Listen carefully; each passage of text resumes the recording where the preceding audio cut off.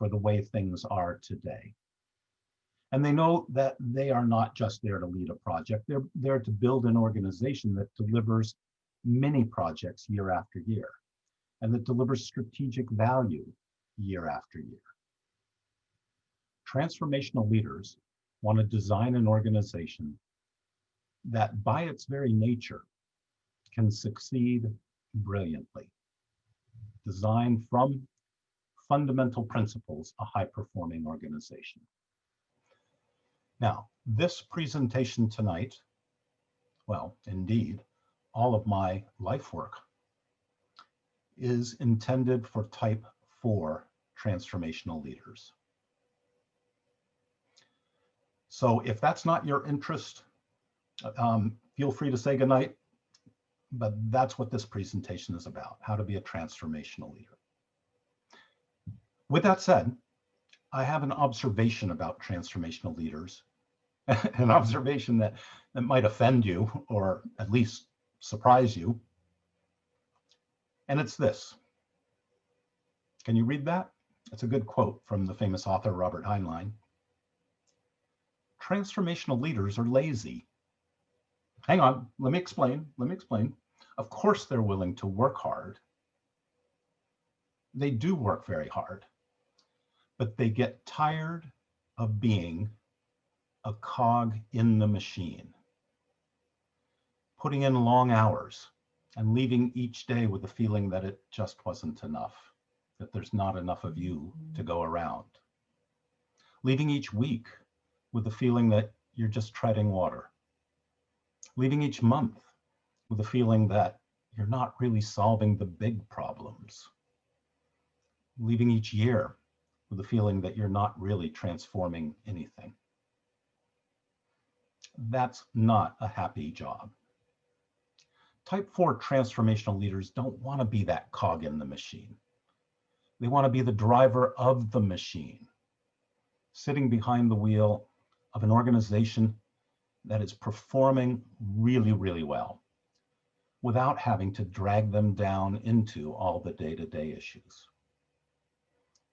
But of course, if that's where you want to be, then to get there, first you have to learn to be the designer of the machine.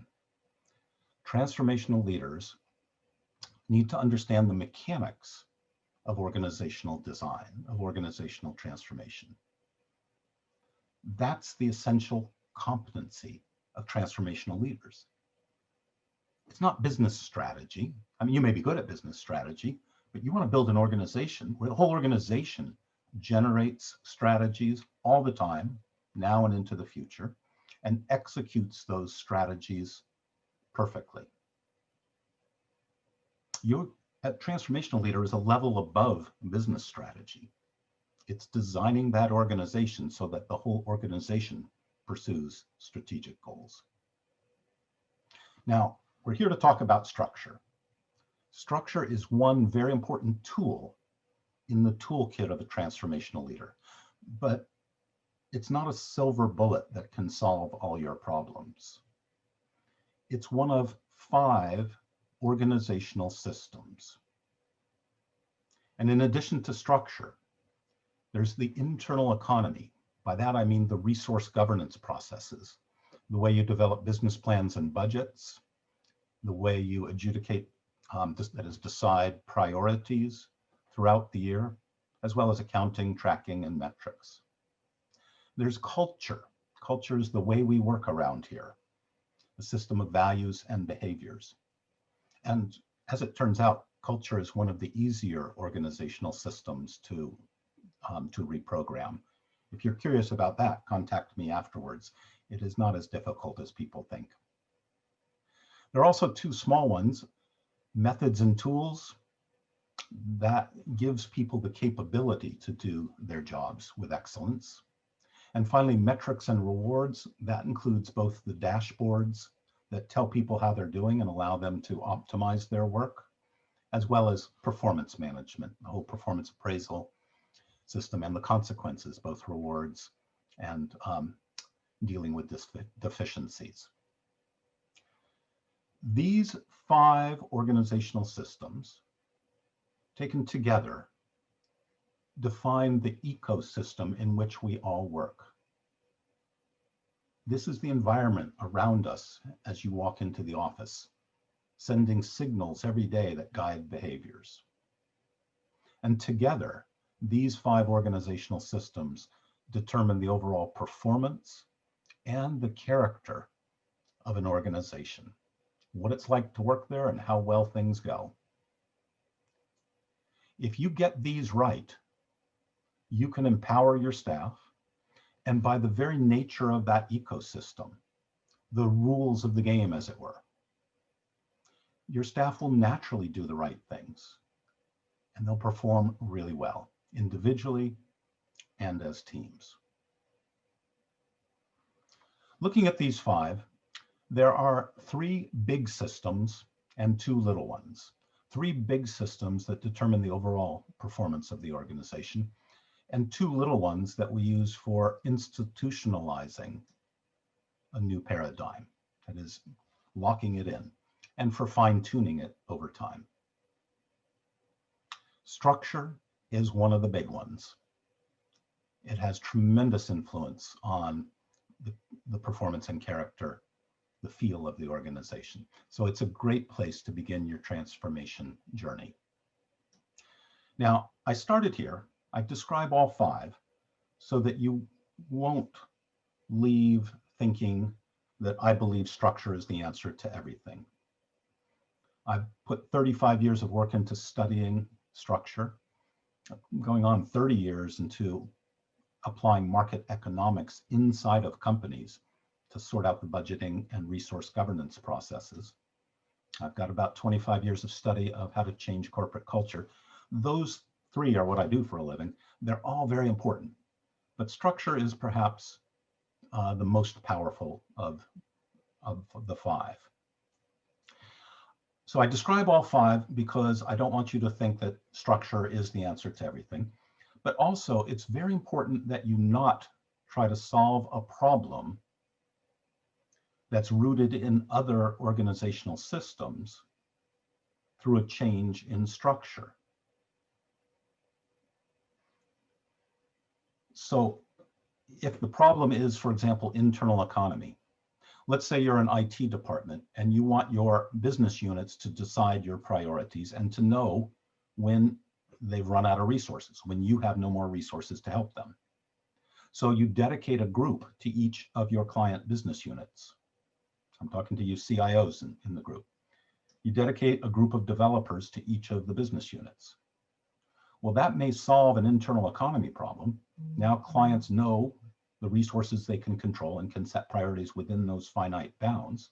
But that's a terrible idea for structure. You've built a bunch of little silo organizations. You might as well be decentralized. You're getting none of the synergies of being shared services. If you're a company as a whole, you divide into separate business units for each of your product lines.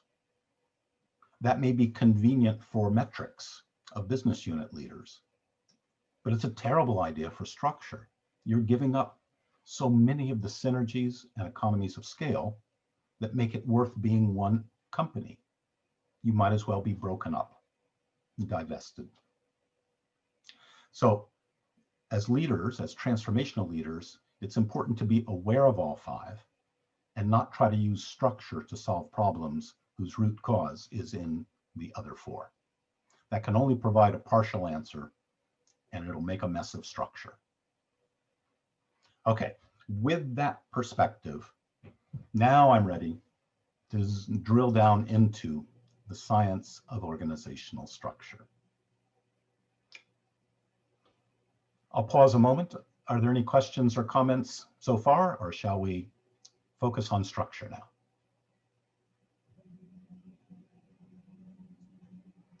Okay. Remember, send your questions to chat, and I'll pause again shortly and see if any of you have comments. First, I want to emphasize that organizational structure is a science. It's not about the personalities and talents of your top executives. It's not about today's imperatives, like, oh, we need more innovation, let's start an innovation group. Bad idea. It's not about simplistic frameworks like matrix or plan, build, run, or span of control. It's certainly not about sorting out tasks. You do these tasks and I'll do those tasks, and together we add up to an end result. Again, that's a terrible approach to structure. And it's certainly not about taking your hands off the wheel and giving up any sense of control and letting people do whatever they want. There were some fads here called Holacracy, based on sociocracy, that were essentially that. That's utter chaos and undermines fundamental synergies of the organization. Now, structure is a hard science.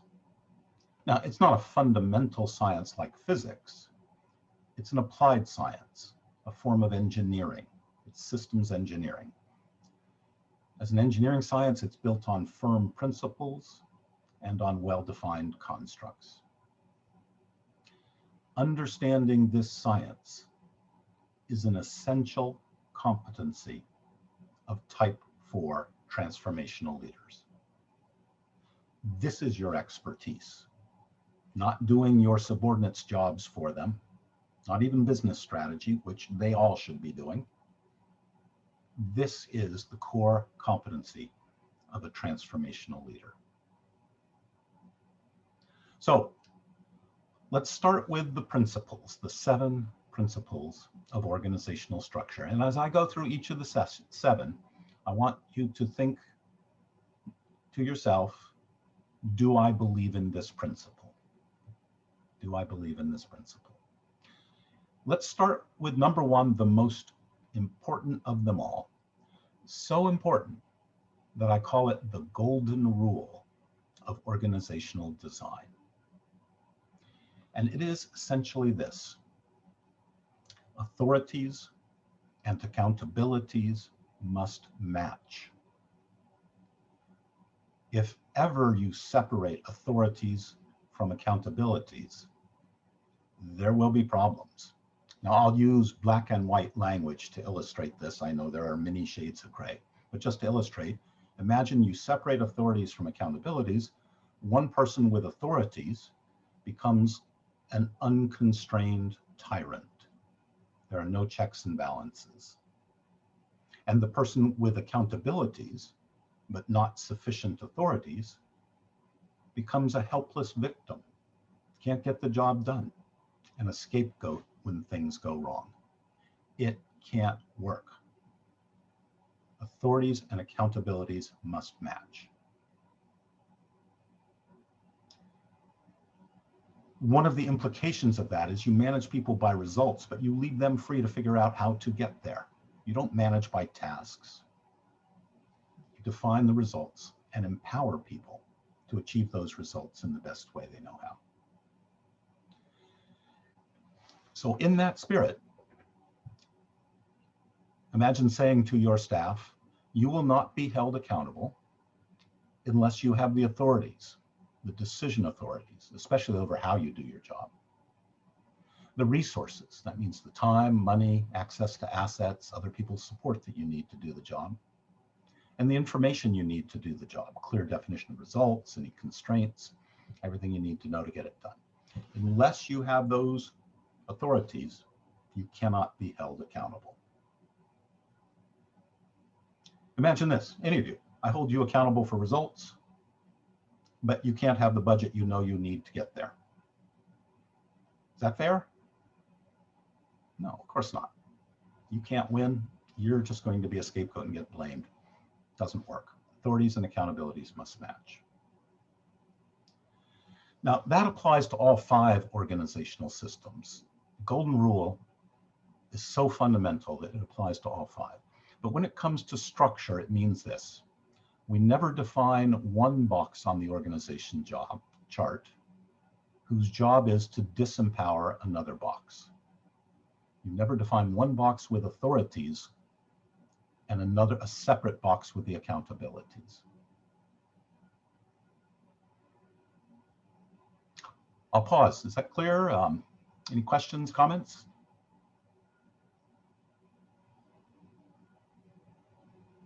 Feel free. Yes, Dean, we have a question. I'm ready. Sí. Traductora, ¿podrías ayudarme a transmitirle la pregunta, por favor? De Jaime Ferro Vázquez. Entiendo la estructura organizacional como el resultado de las creencias sobre cómo debe funcionar la organización, que se refleja en formas de dirección, de comunicación y de diseño de cómo se hace el trabajo en la organización. ¿Qué opina?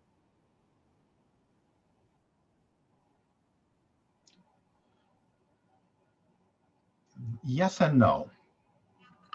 Yes, in the sense of a good transformational leader has a vision of the end state for all 5 systems, a vision of how organizations should work, and translates that into all 5 systems. So that will drive many of the decisions. But these 7 principles, we're just looking at principle number 1 right now.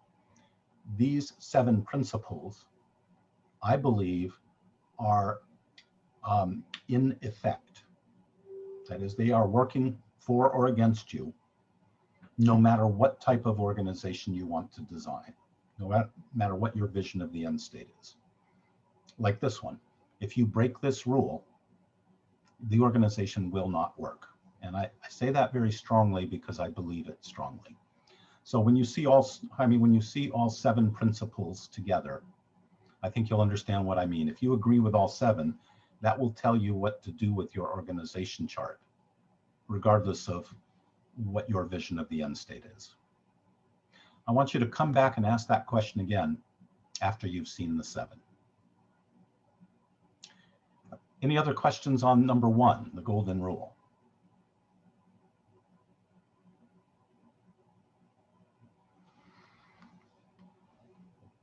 Well, let's press on. Number 2. Tell me this. Why do you think organizations should exist at all? Or I'll say it another way. Why would your organization perform any better than an equal number of individuals all scattered about working for your customers? Here's the answer. Specialization. I'll explain. People only have so many thoughts in a day. You can only read so much. You can only remember so much. You can only know so much. You can only study so much. We all are finite in our brain cycles, like computer cycle brain cycles. Finite in our ability to process information. Luis will tell you that in cybernetics, in systems science, the word variety means complexity times pace. Complexity times volume divided by time. As complexity goes up, variety goes up. As volume goes up, variety goes up. As time frames shorten, variety goes up. We as human beings are finite in our variety processing abilities. But the world around us has infinite variety. So each human being, finite in our variety processing abilities, has to make a choice. You could use your finite brain cycles to know a little bit about everything. That's the red, the jack of all trades and master of none. You can use your brain cycles to know absolutely everything about one subject, that's the blue. I call this person the nerd. Does that term translate into Spanish? The geek. You can't work with them. You can't talk to them. They're too narrow. When I speak of the specialist, I mean a T-shaped person, one who knows a little bit about everything, but who brings real depth to one field of study. And with specialization comes performance. Specialists are more productive, so your costs go down. They're faster because they've done it before, they know how. You don't have to go up the learning curve each time, so that's faster time to market. Their quality is higher, they know how, and they have the right skills, the tools, the methods to do it.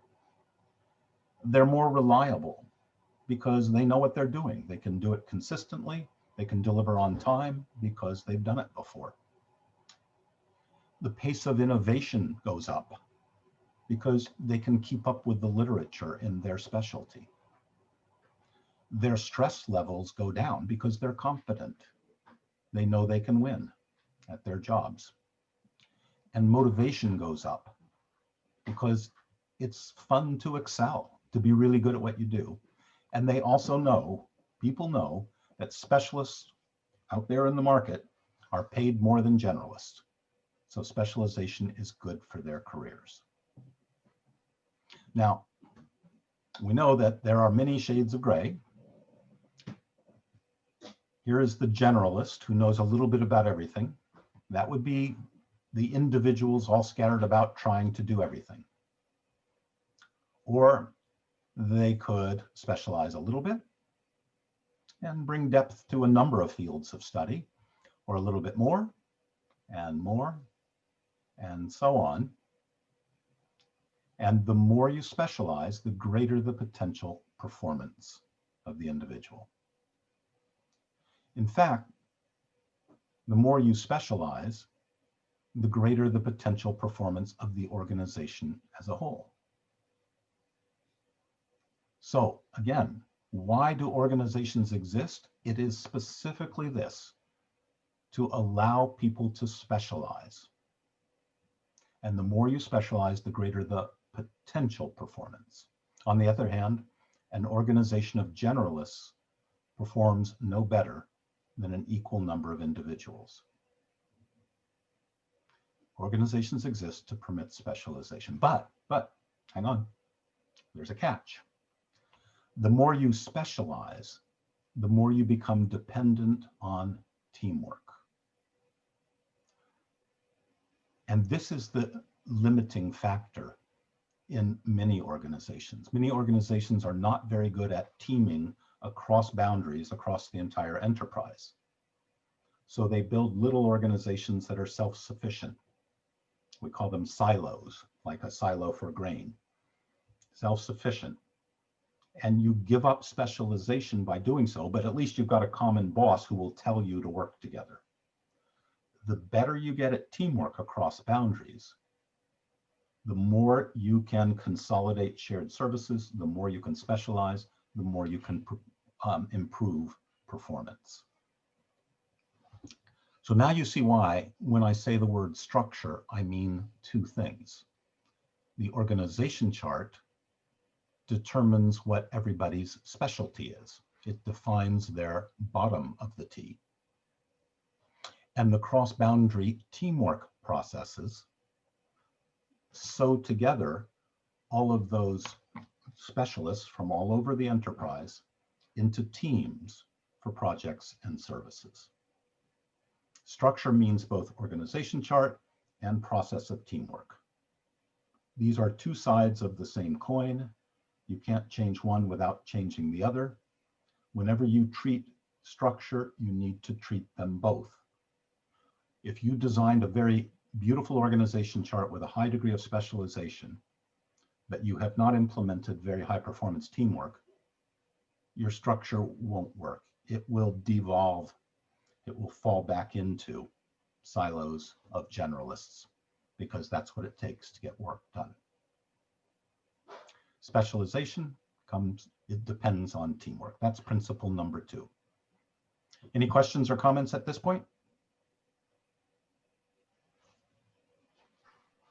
Yes, Dean. We have a question from Cesar Calderon. Cesar. About the structure redesign. Is typically done by external consultants rather than an internal effort? That's an excellent question. And I'm going to say a few words about how to implement a restructuring toward the end. But let me say this. My philosophy is you should never pay a consultant to study what you already know and then make your decisions for you.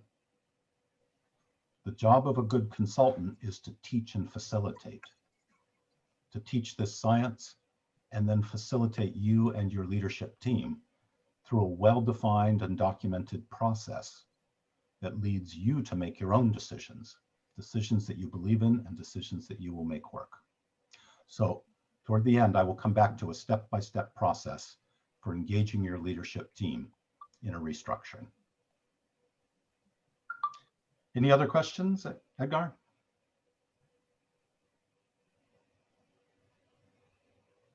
You're asking good questions, but they're not about the principles I'm presenting. So maybe I should go faster through the principles and get you to more of the content that interests you.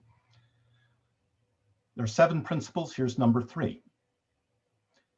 Precise domains. That means boundaries around each group. A few words in a box on the organization chart, worthless. Different people will interpret those few words in different ways, and you'll end up with confusion and overlaps and gaps. It's not good. In addition to the few words in the box, we need very clear statements of boundaries. A paragraph, maybe 2 paragraphs, but more than a few words. And we need to make sure that all of those boundaries, like a jigsaw puzzle, add up to the total mission of the organization. No gaps. If you leave a gap, if something's missing, that's a process that will not happen with reliability or with excellence. And no overlaps, because when domains overlap, when people's territories overlap, that's paying people to fight with one another. You pay people to fight, they fight. That's systemic. It's not about culture, it's not about people, it's about overlapping boundaries. And finally, these boundaries need to be defined so that they're feasible, so that normal people can do it. You must not design structure that requires everybody to be a superachiever. You should be defining jobs that normal people can succeed at. And then superachievers can superachieve. Feasible, requisite, that means required, variety processing. Jobs that everybody can win at. Principle number 4, you have a function in your organization chart and you have a leader of that function. Now, how do you break that up at the next level of leadership? That is, I call the basis for substructure.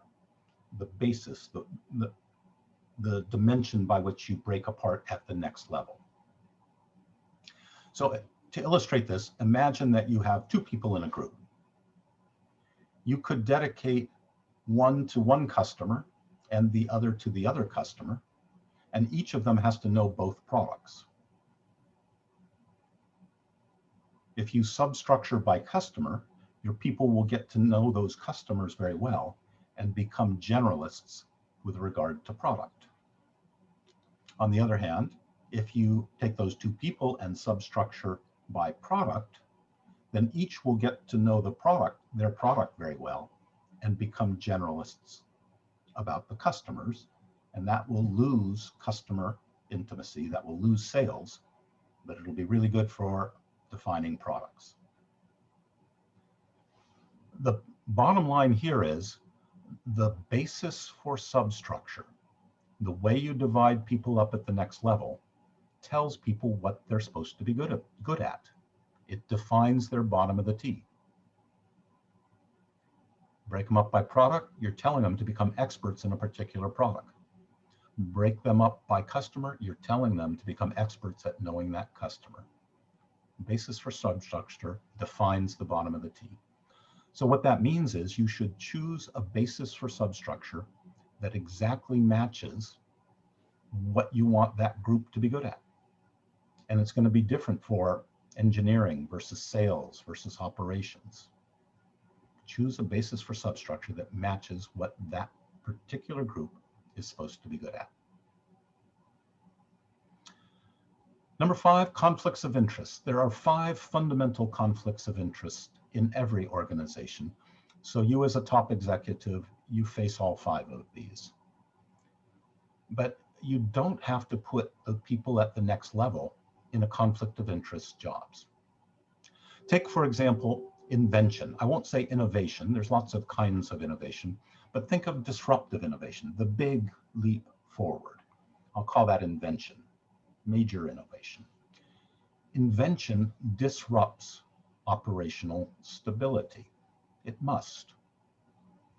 So if you put someone, for example, in charge of operations, and you also hold them to responsible for implementing next generation manufacturing, they're going to fail.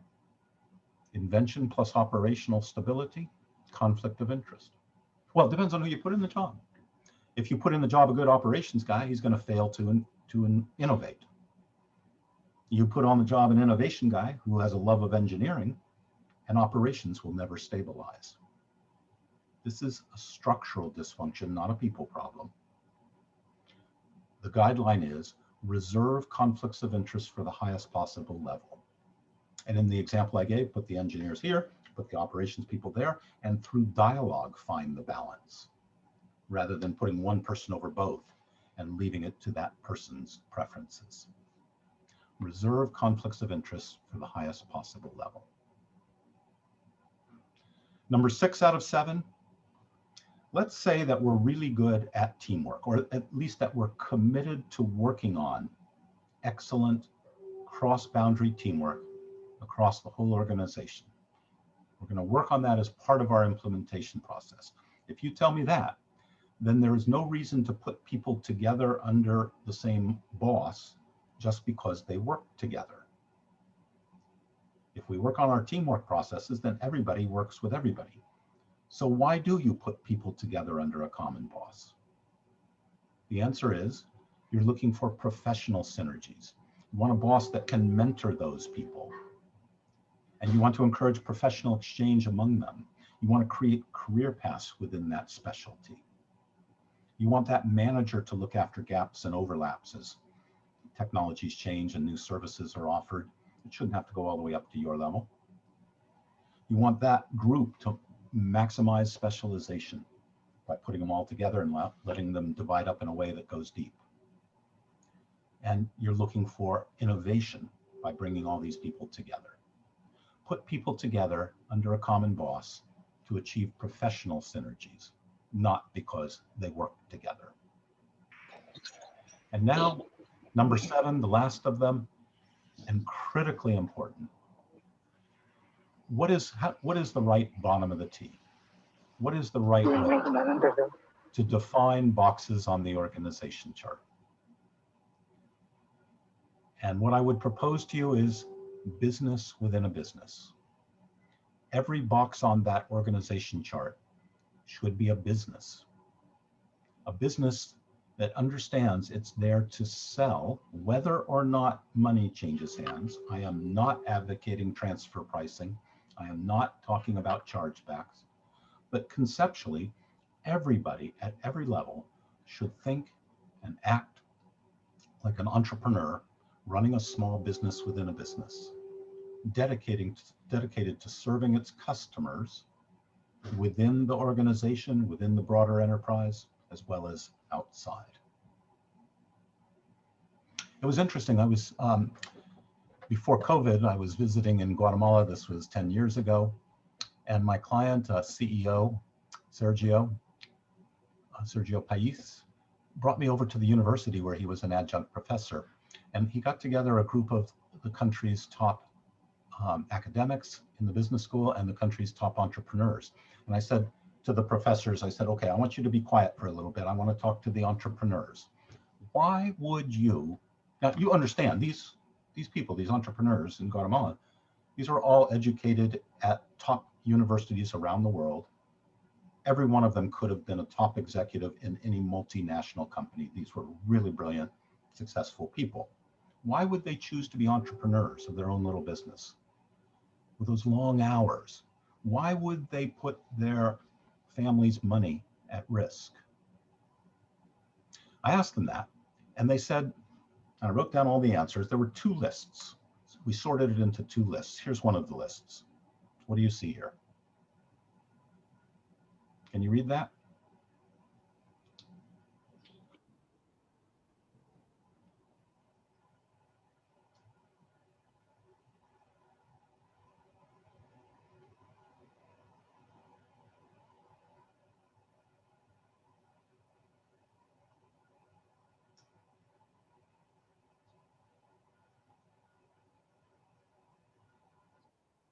So what is the common thread? What are these successful entrepreneurs saying? They want empowerment. They know they're accountable for the bottom line, for the success of their firm. They love the authority to go with that accountability. Here's the second list. Claudia, I'll give you a minute to read it.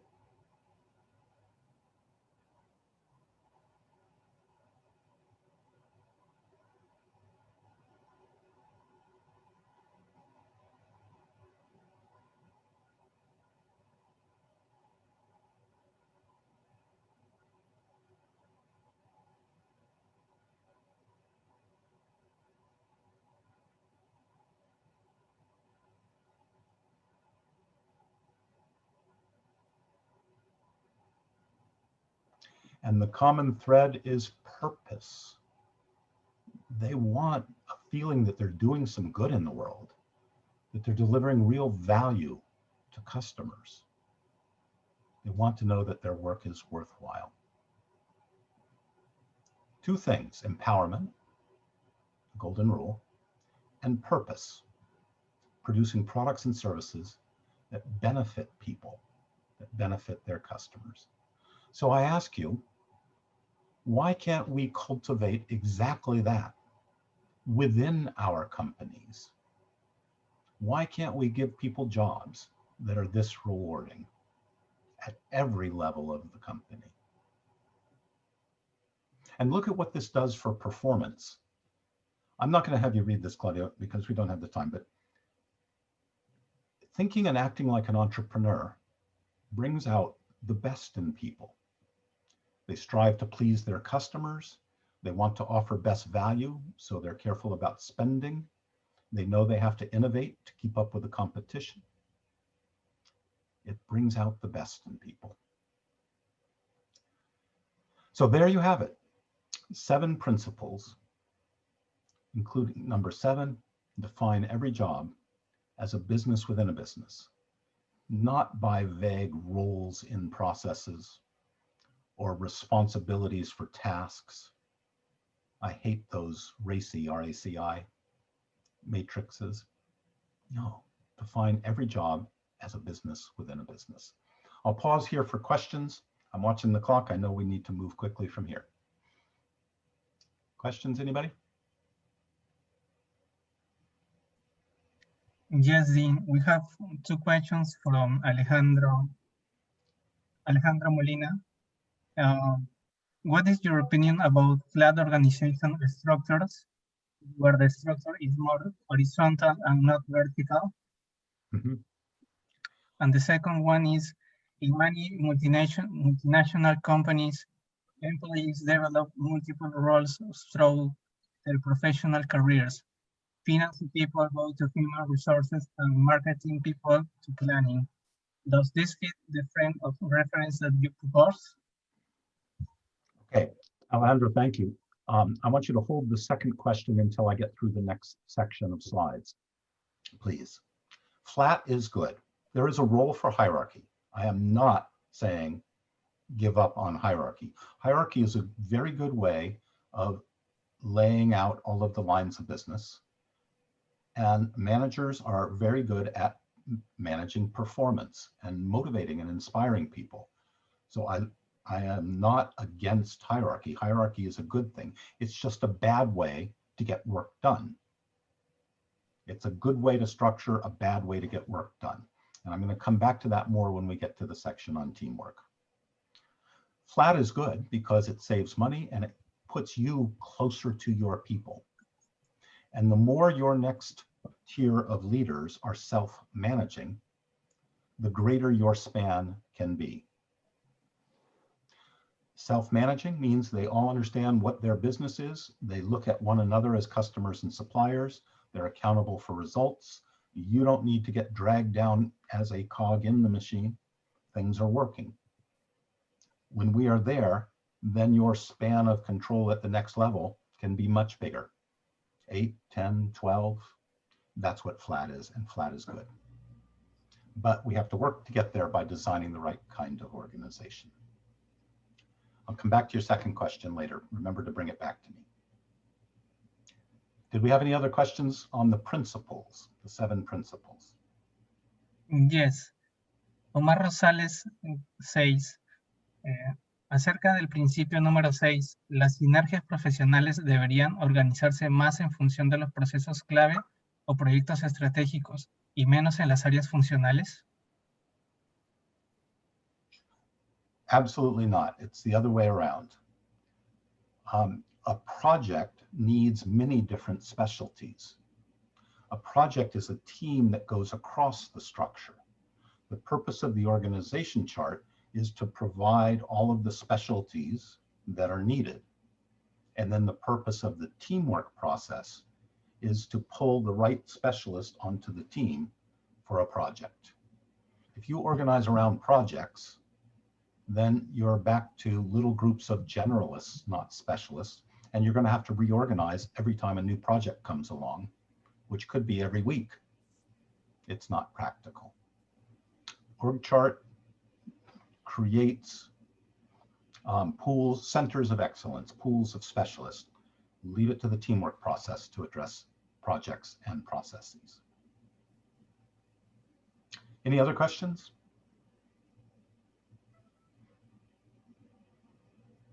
No. Okay, onward. So you've heard 7 principles, and I hope as we went through them, you were nodding your head saying, yes, I agree with each of them. I hope you were saying that. Thinking about that business within a business paradigm, principle number 7, that tells us to look at org charts very differently. I think I said, not roles and processes. You don't define jobs as roles and processes or responsibilities for tasks. Jobs are defined by what they sell, not what they do, by results, by their product lines, internal product lines, not what they do, by the lines of business they run. So designing an organization chart is a matter of making a list of all of the lines of business you need somewhere, and then sorting all of those lines of business into clusters that represent jobs. Every box on the organization chart is then designed as one or more lines of business. So that leads us to the other part of an engineering science, the well-defined constructs. What I'd like to show you now is a framework of all of the lines of business that exist in any organization. This could be a department such as IT, or it could be an entire company, or it could be a conglomerate of multiple companies. These same lines of business exist everywhere at every level. So I'm going to quickly take you through this framework, and then we'll talk about teamwork and you'll see how it all plays together. But before I start on the framework, let's be really clear. I am not going to show you a recommended organization chart. That is not what this is. There is no one perfect organization chart that fits all of you. You have to do your own to fit your needs. This is a language for talking about organization charts, in an entrepreneurial spirit. The other thing is, as you put labels on these lines of business, please do not think about groups in your current organization that have the same name. It is merely coincidence if I use a word that is the same as the name of one of your groups. Please set that aside and let me define my terms so that you can then apply them to your organization chart. You may find that a given group on your organization chart is delivering many lines of business. So this is a language for talking about org charts. It is not the answer. And as you listen to me, it's really hard to be thinking about your current organization and also thinking about this very new model. You're caught between two worlds. So my advice to you is, as I'm defining the lines of business, set aside, don't think about your current reality. Just listen openly, and then later we'll talk about how to apply it. So I ask that as a favor right now. To get started, who is in the airplane business? Who's in the airplane business? Well, there's Boeing and Airbus, there's Delta, there are the people who run the airports, There's Marriott that caters the airplanes with food. Entonces, por favor, pueden ir colocando su nombre y igual el curso, ¿no? Que se llama internado, el curso, y una rayita si hacen o no simulación. Vayan colocando ahí su nombre completo, rayita internado, rayita. Vamos a apagar el micrófono. Was that a question for me or shall I go on? No, está usando Okay. el micrófono. Ya apagué su micrófono. Okay, so I was saying, think about airplanes. That's not a very clear description of a business. You know, Boeing sells airplanes. Delta Airlines does not. Delta Airlines sells a service, a transportation service. These are very different businesses.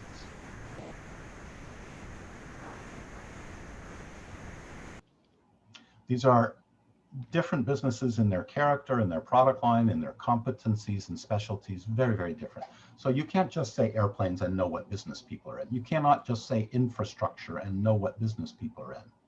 You cannot just say operations and know what business people are in. We need to be more clear than that. So consider first, let's talk about Delta Airlines.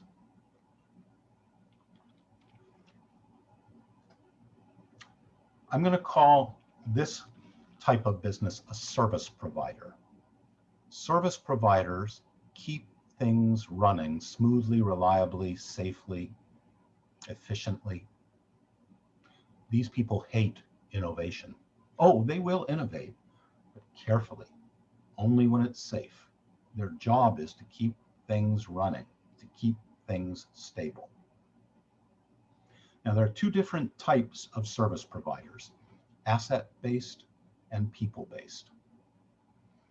Delta Airlines is an asset-based service provider.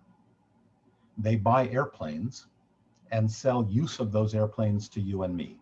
They sell seats on airplanes, a transportation service. Manufacturing buys manufacturing plants and sells a product reproduction service. In IT, we have operations that buy infrastructure, that is networks and servers, and they sell computer time, and they sell collaborative tools and so on.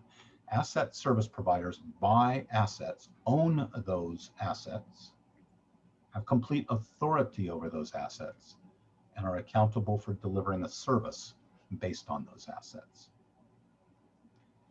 People service providers, they also like to keep things running, efficient and safe, stable, but here the service is based on people rather than assets.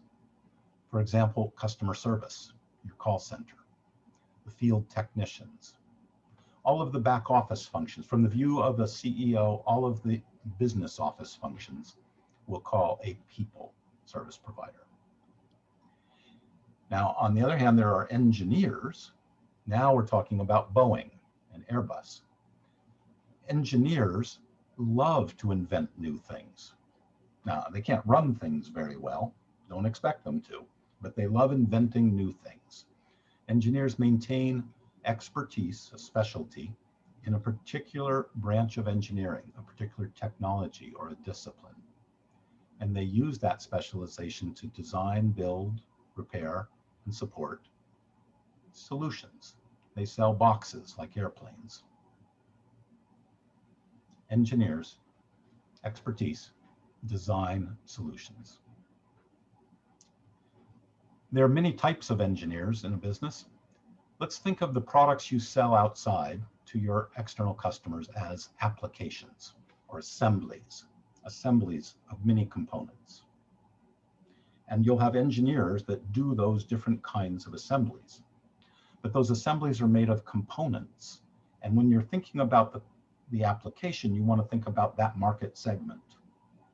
When you're thinking about the components, you're designing something that could go into many different assemblies, into many different applications to maximize your synergies and economies of scale. So we have different layers of engineers, from complete assembled products that you sell outside to the components and the manufacturing engineering that is foundation to that. The next stack there are 5 of these stacks. The next is coordinators. And we're short on time, so I'm going to jump ahead and show you the whole list.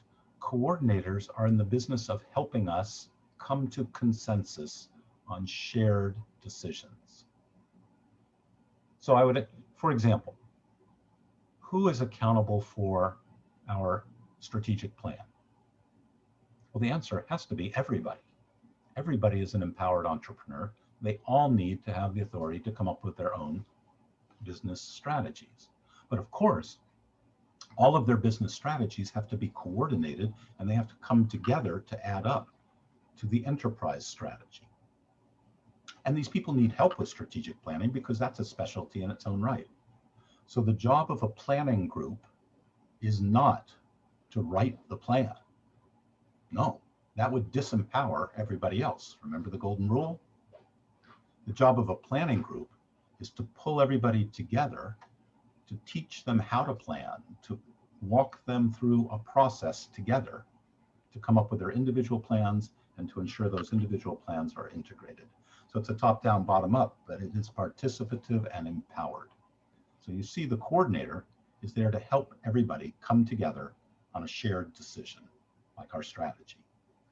And the same is true of many things. Our product standards, our organizational design itself, our business continuity plans, and so on. So all of the plans and policies, they don't dictate, they coordinate consensus on shared decisions, plans and policies. Next, sales and marketing.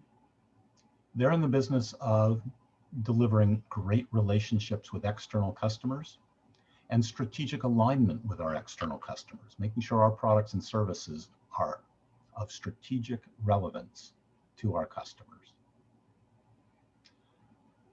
There are a variety of types of sales and marketing. There are the high-level account representatives. There are specialists in certain client processes and professions, a second-tier sales force to support those account representatives. There's retail, the storefront or e-commerce. Marketing means one-to-many and many-to-one, marketing communications and market research. And sales support, there are a variety of functions. If you've heard the term hunters versus gatherers in sale, account representatives are the hunters, the gatherers are in sales support. They're there to help the account reps with existing accounts. Bottom of the T here is knowing our customers and their businesses and their strategies and their personalities and their politics, and knowing how our products and services impact our customers' businesses. The linkage between our products and services and customers' strategies. So their top of the T is our product line. Their bottom of the T is knowing clients and that linkage. The final line of business is audit. They're in the business of inspecting and judging others. So there is strong risk of disempowerment here. We have to be very careful about the role of audit. Audit should be strictly identifying problems, never recommending solutions. That would be a conflict of interests, undue use of power. And we use audit only when we have to. It is the most expensive and least efficient form of control in a complex system. You'd much rather build the controls into the system. That is, build the incentives so that everybody wants to do what's right, rather than to spend money on people trying to catch them when they do something wrong. So there you have it. 5 lines of business that exist in every organization, be that a company as a whole or a department such as IT, HR, engineering within it. I'll pause briefly for questions. This is the language you use for defining organization charts in an entrepreneurial world. Edgar, anybody? Yes, Dean. Pregunta en español. El término proceso es muy difundido en nuestro medio. ¿Qué opina de usar ese término siempre y cuando los procesos se enfoquen y diseñen como cadenas de valor que generen productos relevantes? Well, thank you. Thank you for that question. You just told me to get on with the rest of the presentation. So thank you. That's called a segue. Let's talk about how processes occur. That is, let's talk about teamwork across the organization chart. Now, first thing to note, organizations are not like simple manufacturing assembly lines. It's not like we can engineer a process and assign everybody to tasks and expect that to work. No, that may work in certain parts of the business, but at a higher level, we do creative work, and every project is a little bit different. Different in what specialties are needed, different in its process. We need to be much more agile and flexible and dynamic than simple process engineering. What I mean by high performance teamwork is this. High performance teamwork means teams are self-forming and self-managing. They form laterally. You don't have to go up the hierarchy and back down. Teams form laterally. They bring in just the right people needed for this project, which will be a little different than the people needed for the next. They bring in just the right people at just the right time. People come in, they do what their specialty is meant to deliver, and then they're done. It's not like a group of people a team of people come together for the whole project and they all do everything. No. Think of this, okay. You bring in a specialist because you need something specific. When they've delivered, they're done. Also, teams are self-managing. That means they can resolve problems, disputes within the team. To do that, we need clear individual accountabilities. Not all for one and one for all, no, where we all dabble in each other's expertise and nobody's really accountable. We need clear individual accountabilities within every team and a clear chain of command within the team so that if there is a dispute, we know who is at the lead and can make the final decision. That's what I mean by high performance teamwork. Now, this is fairly straightforward. That's the good news. It's something I call a walkthrough. You don't have to read this. I know this slide is unreadable, but I want you to picture this. Let's say you want to buy a new house. So you go to a general contractor, and that general contractor hires a plumber, an electrician, a roofer, and so on. Oh, that plumber gets to choose his own plumbing supply house. And the supply house gets to choose their distributors and so on. That's a value chain, yes? Now, that same general contractor could be doing an addition of a garage. Don't need the plumber for that. Still need the electrician though. How do we design processes, just the right people, just the right time, clear individual accountability, clear chain of command? Look at how the market does it. For every project or service, there's a general contractor. I call it the prime contractor. It's kind of a government term. There's a prime contractor. And the first job of a prime contractor is to arrange for subcontractors. And those subcontractors, in turn, may have subcontractors. So at the beginning of every project, what is it that we're here to accomplish? Well, we have clear domains on the organization chart. So that tells you who the prime contractor is. And the first thing the prime contractor does is a walkthrough, where we gather together other leaders and say, I need you for this, and I need you for that. And those other leaders, subcontractors, in turn can get help from others. All done in the language of business.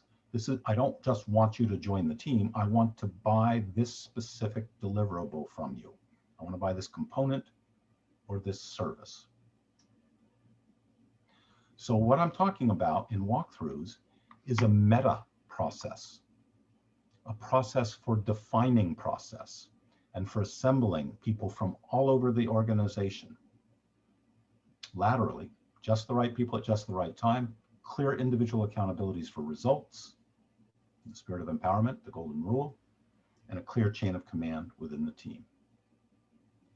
If you implement this meta process, then you can afford a very high degree of specialization on the organization chart, knowing that you can pull specialists from anywhere in the organization onto each team as needed by that project or service.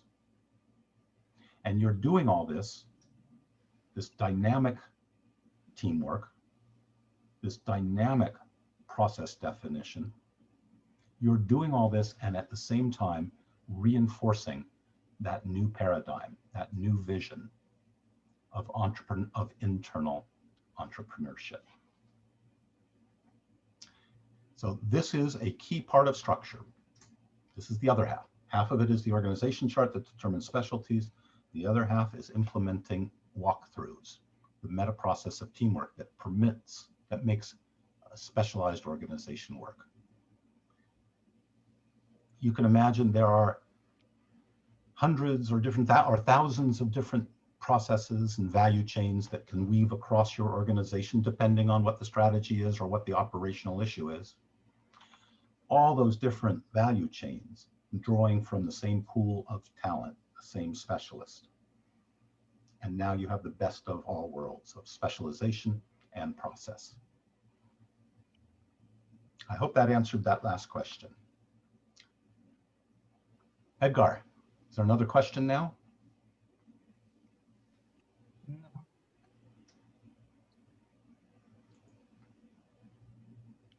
We don't have any more questions. Okay, the final chapter then is how would you implement such a powerful organization? Is it you and a few of your key people in private go draw some boxes, maybe with the help of a consultant? And then the executive assigns names to those boxes and then you announce and you think you're done? You know better than that. That's silly. No, of course not. Of course not. A few words in a box, that's not clear boundaries. You haven't addressed the teamwork issues, and this does nothing to get across the whole new way of thinking of internal entrepreneurship. That's not the way to do it. And as I said earlier, you certainly don't want to hire some consultant to tell you what your structure should be. No, the job of a consultant is to teach and facilitate, not study you and make your decisions for you. And in that spirit, I want to emphasize the importance of participation of your leadership team. This is not something you should do alone. It's something you can do with your leadership team. And by bringing them into the process, if they design the new organization, then you have buy-in. They will believe in it.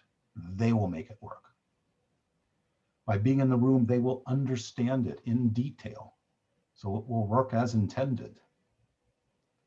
To design it, they all have knowledge, detailed knowledge that you don't have, that they will bring to the design, so you'll get a better design. And with that deep understanding, they're going to be better able to teach their staff so that everybody will understand how it's supposed to work. And while if you measure the time to announcing an org chart, it takes longer. If you measure the time to that organization chart up and running, working as planned, this is much faster. Sure, we can get an organization chart together in just a day or two, but to get it running right, slow down, build a participative process, and then when you announce, it will take effect and work right very quickly. So here are the basic steps in the process. We pull together your leadership team. We have to talk about how far down you go for that. We teach them the principles. We teach them the language, the lines of business, the framework of lines of business. We apply it to your current structure to give them practice at using that language. Then together, we design the boxes. The way that works is first, we all brainstorm all of the lines of business that need to be somewhere. And then we cluster those lines of business into boxes that represent jobs. This is all done in a principle-based way. It's not a political fight. It's not a matter of opinions. You'll hear your leader saying, I think this goes with this because principle such and such, it will create synergies. So it's a fact-based, principle-based, collaborative design process. Okay, then you, the leader, select names into boxes. And once we've got names in boxes, the next step is each of those leaders crafts their domain. This is part of them coming to understand that box that they've been given as a line of business. It's part of getting them to view their job differently. The domains are written not as tasks, but a definite, like a business charter, what business is each in. You might even take those domains down in detail to service catalogs. What products and services does your domain offer? Then the hard part, walkthroughs. Here's a real life project. Who's prime? The prime contractor? Oh, that was easy. We have clear domains. Now, what subcontractors do you need? And the leadership team talks about it and defines the subcontracts and subs from there. The first walkthrough will take a long time, a day, day and a half. The second walkthrough, less than a day. The third walkthrough, less than half a day. When your leadership team is at the point where you can present any project, any process, and individually they can tell you a walkthrough that is mostly the same answer that everybody else would give. Now we have a leadership team that is on the same page. Now they really understand how this organization will work in reality. Then we assign roster, that is assign all of the rest of the staff. Then you're ready to announce and go live. And of course, after go live, we need to educate everybody, not just leaders. So there's some small group education sessions and then a very careful migration process to move work from old to new structure without missing any commitments. So at a high level, that is the implementation process. And I can show you, if you're interested, the same process down to the level of detail of every workshop, every homework assignment, even how everybody's going to be feeling at every step in the process. We've done this before. Now, the process is always customized, but there is a template. This is a reliable process. You're thinking, oh my God, this is going to take a long time. Yeah, it's a big investment. It's transformation. It's not just a few boxes. It's transformation work. And if you're a transformational leader, you know you're not just out for a new org chart. You've got to capture hearts and minds and get people thinking and working in a very different way. And the only way you can really transform is to take the time and take your people through a process like this to capture hearts and minds. I mentioned Sergio Pais in Guatemala. Claudia, would you read the quote for me, please?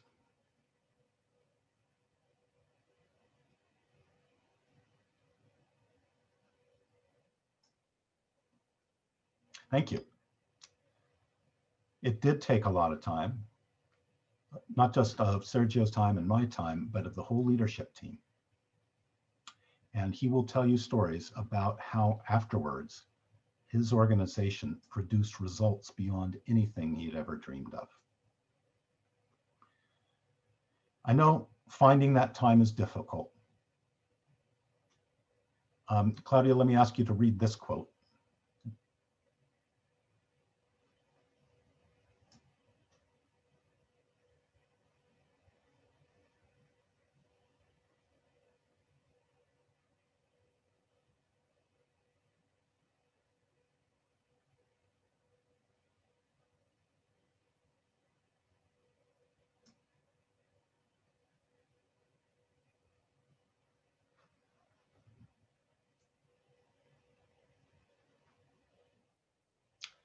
Isn't that powerful?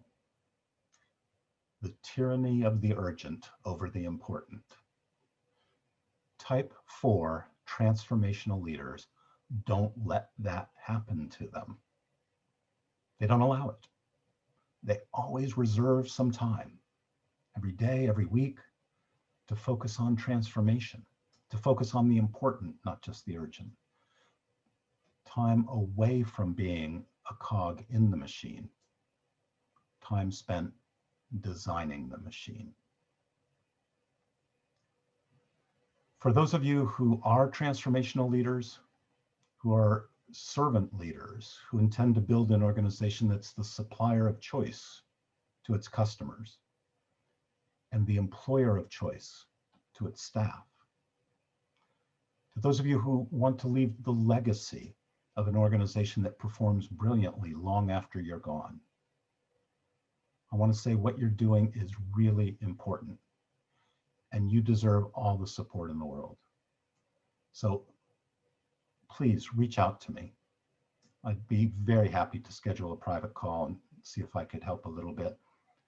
I'd be honored if I could contribute, even just a little bit, to your career and to your organization's future. With that, I'll say thank you very much.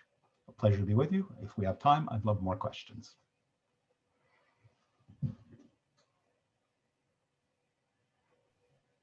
Yes, Dean, let me make you some questions.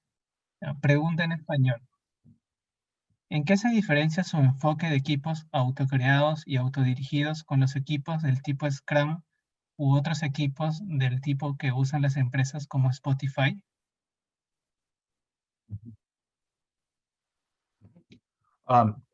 First, language is important. I use the word group to mean a box on the organization chart. And I use the word team to be a temporary, well, no, I shouldn't say that, a cross-boundary, multidisciplinary team with a specific purpose, be it a project or a service. Group is vertical, let's say, a box on the org chart, team goes across.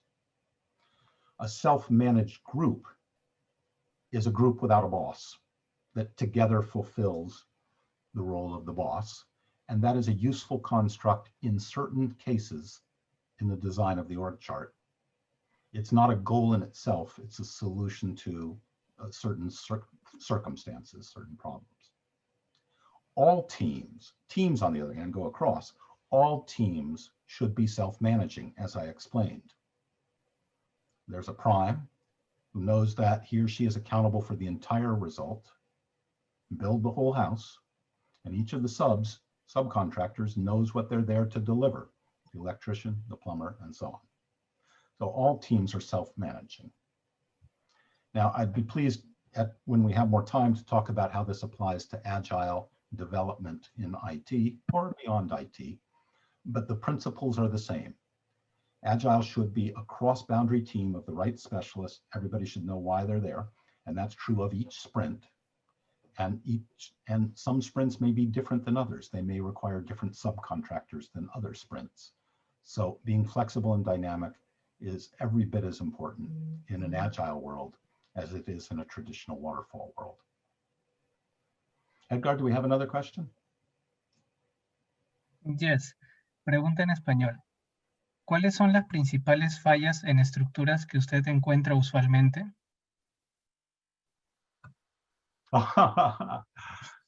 It depends on the kind of organization I'm talking to. I worked with a lot of CIOs at very big companies.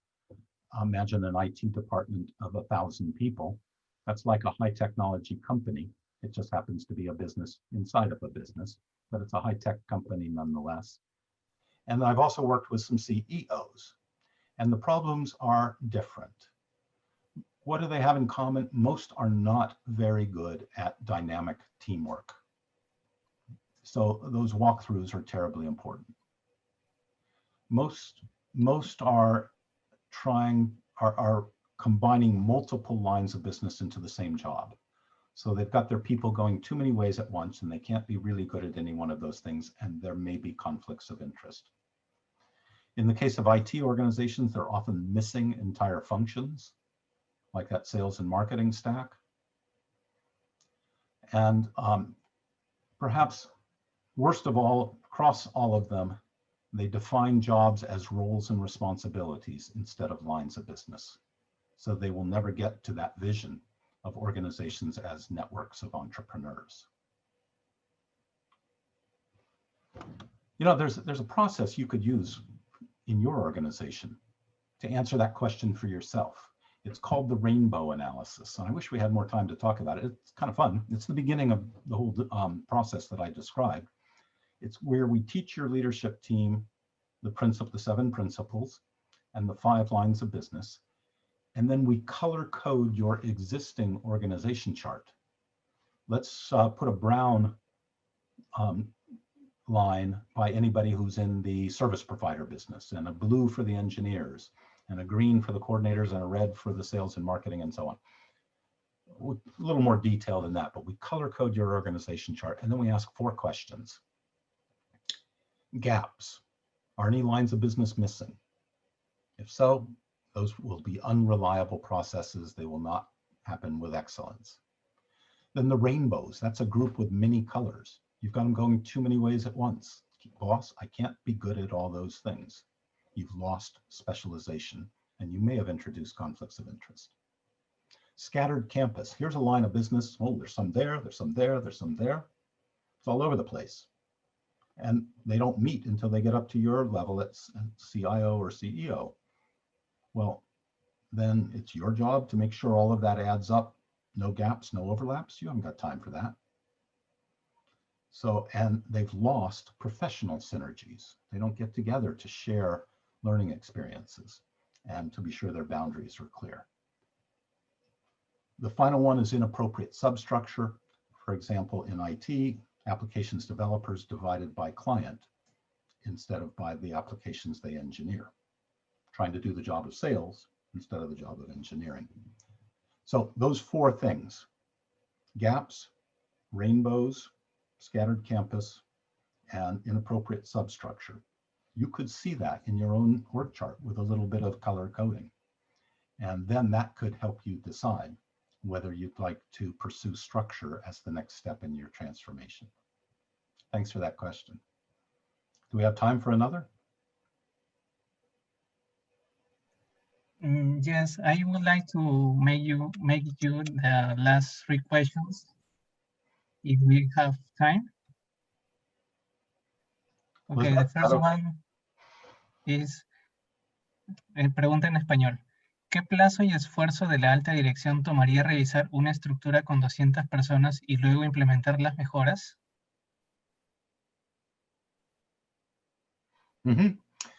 250, that is a medium-sized organization, neither large nor small. At 250, you have 2 tiers of leadership. So under the C level, you have tier 1. I'm not talking about grade or title, just the tier 1. And below them, in some areas, you have tier 2 leaders before you get to the staff. So what we have to decide there is, are we going to design tier 1 and tier 2 with everybody together, the entire leadership team? Or do we design tier 1 with just the senior leaders and then bring in the junior leaders to design tier 2 in a 2-step process? A 1-step, if we do it all together, will take about 12 months. That is from start to go live. That includes the participative design, the domains, the walkthroughs, and all of the details so that by the time you go live, it's ready to work. If you do a 2-stage process, as we would in organizations larger than that, tier 1, then tier 2, it takes 15 months. I know that's a lot of time, but remember, we should be measuring the time from start to up and running as intended, not the time from start to just announcing an org chart. If you skip over the planning step and just announce one day, your leaders will be stumbling around trying to figure out how to make it work in public, in front of all your staff, in front of all your customers. Not good. More time planning before go live means faster in the end to up and running. Thanks for asking. Okay. Javier Rivera asks, how do you know when it is necessary to review and build a new structure? So that's an interesting question. For that, remember the 5 systems. What you would do is look at the concerns you have. Now, if you're really visionary, you would establish a very clear vision of the end state. I don't mean some cute little sentence, to be a world-class provider of products and services that help our customers make lots of money. Boring, that's not going to change anything. I mean a really detailed vision of how things should work. Then you can measure the gaps against that vision. That way you're not just reacting to today's problems. And then we look at those gaps. Remember, this is you and your leadership team. Look at those gaps and diagnose root cause. Why would our good people produce a gap, disappoint us against that vision? And it could be structure, it could be internal economy, it could be culture, it could be any of the five. And what you're going to find is all of those different gaps point at the same few root causes. And then the final step is to look at those root causes and say, what is the right sequence? That is your transformation roadmap. Should we do structure first? Do we need to do structure at all? Should we do internal economy first? And so on. So that's a transformation planning process that looks at all five systems. And note that the gaps against a vision are much more aspirational and inspirational than just reacting to today's problems. And note that by diagnosing root cause, you are fixing it once and for all. Systemic change, not just dealing with today's problems, and then you'll have another set of many of the same problems tomorrow. So for truly visionary leaders, transformation planning comes before you decide to start on structure. But that's not right for everybody. Some of you may know your people are confused, they're not accountable, they're stressed, they're at odds with one another, there's territorial battles, our processes are confused. You know all of those things are rooted in structure. And if that's your greatest concern today, then we can start right off with structure. I hope that helped. Edgar, is there another? Okay, this is a general question. Pregunta en español. ¿Cuál considera que es la meta principal de toda organización?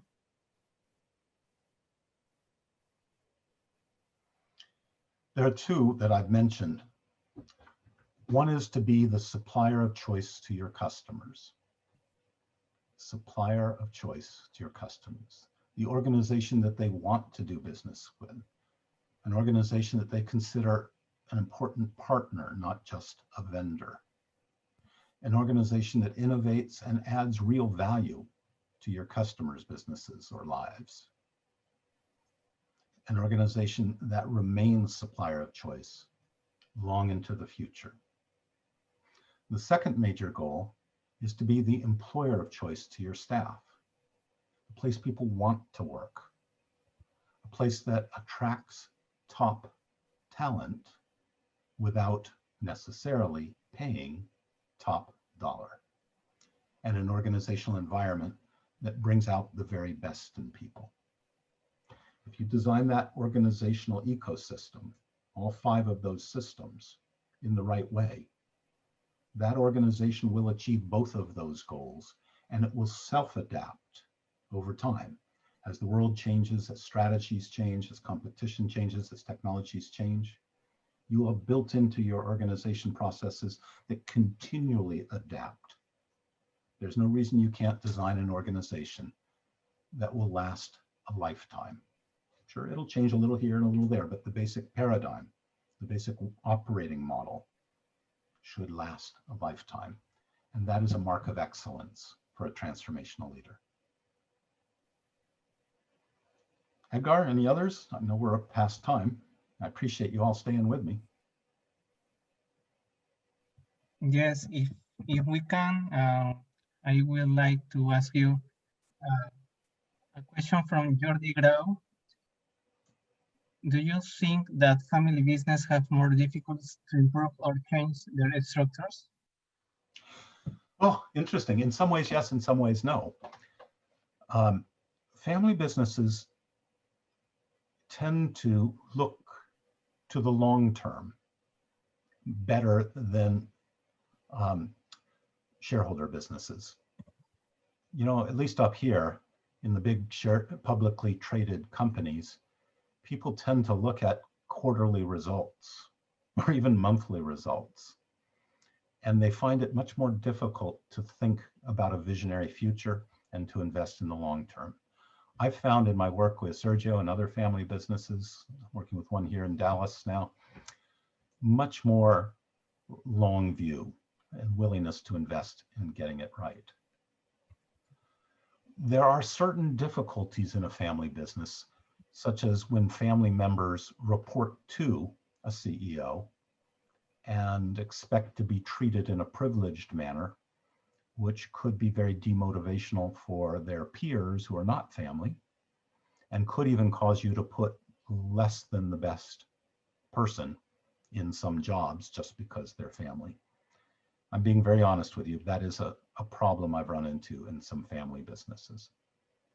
But if we have ways of telling our family, look, business is business, if we can get past that, then it should be easier, not harder, to work in a family business, at least in my experience. I love these questions. I hope I get a chance to talk to some of you in more detail. I hope you will take me up on my offer of a private telephone meeting or Zoom meeting, because I would love to dialogue with you and answer more questions and talk about your business and what you're concerned about and what the root causes are, what your next steps might be. So please, please do take me up on my offer. All of you who are C-level executives, reach out to M&T, to Luis and Oswaldo, and they can help arrange time with me for us to talk. I think we're so far over time that I better turn it back to Luis and Elizabeth to thank you for being here. So again, my thanks. I'm honored to be with you. I hope I get to talk to you again soon. Luis?